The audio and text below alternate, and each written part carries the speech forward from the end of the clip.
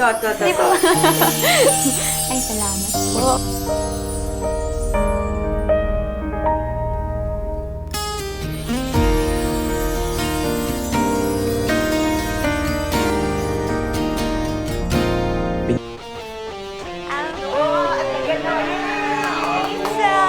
Yan! Ito pa, meron pa. Meron pa, ito'y...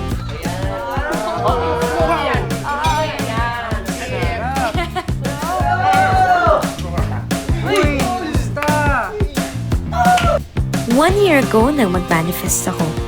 Kumita ng malaki, magkaroon ng sariling resto, mapagamot si Papa Jack, makamit ng Korean celebrity, makarating ng Korea. Hindi pa natutupad lahat, pero binigay na ng universe yung mga pinaka-importante.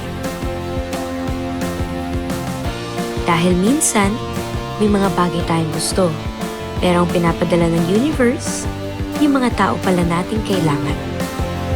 Pwede po bang makikain?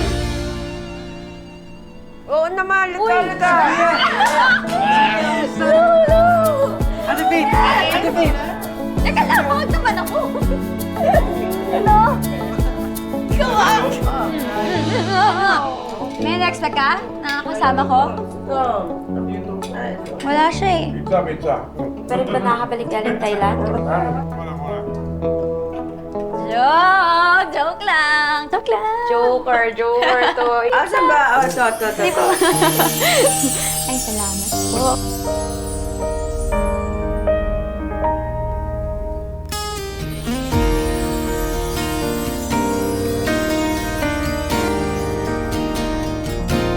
Binibigyan tayo ng universe ng mga tao nagpapaalala na marami tayong dapat ipagpasalamat.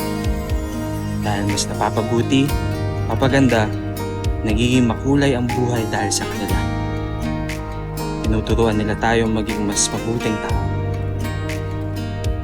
Maging better versions of ourselves. And that, we are enough. Sapat na tayo. Walang kulang sa atin, kamahal-mahal tayo. Ay, ano ba? Nagtitigan na lang ba kayo? Oo nga. Kumain kayo. Kaya na. Oo. Ayan.